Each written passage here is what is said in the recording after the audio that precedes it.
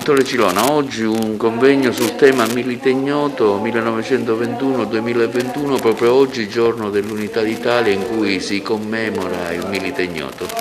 È un momento suggestivo e molto doloroso, perché ricordiamo il gesto di una madre che ha dovuto scegliere tra 11 salme un corpo per essere poi portato a Roma e diventare il Milite Ignoto. Noi abbiamo avuto così l'iniziativa di raccontare parte della storia, il sacrificio dei tanti caduti e soprattutto il gesto di questa grande madre che è rimasta nei cuori di tutti gli italiani, perché è una signora di Trieste e che aveva dato tanto alla patria. Il 4 novembre è una giornata importantissima per l'Italia, che riconquista uno spazio quasi dimenticato.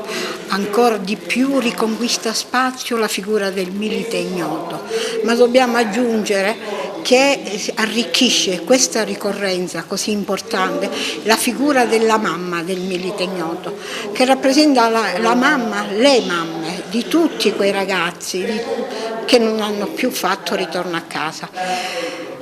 Poi c'è da dire anche l'importanza della ricorrenza come festa delle forze armate, a pensare quanti militari si sono spesi, sono tornati invalidi, sono morti per una guerra che poi in fondo era una guerra tra fratelli.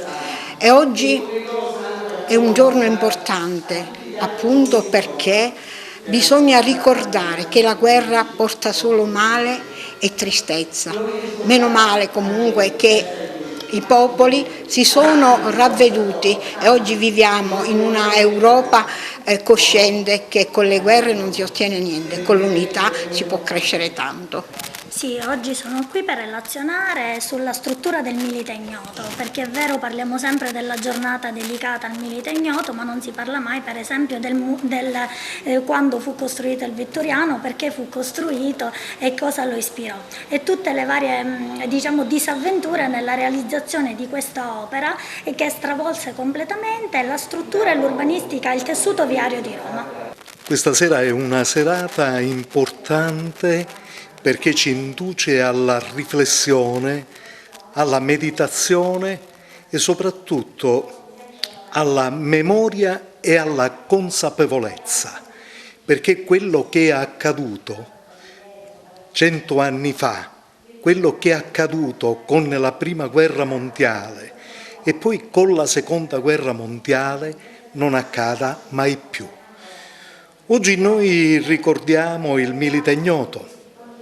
Vorremmo ricordare dell'auspicio che noi facciamo per i nostri giovani, che si faccia un monumento alla concordia, alla giustizia, alla pace, alla gioia e all'armonia tra i popoli e non più alla guerra.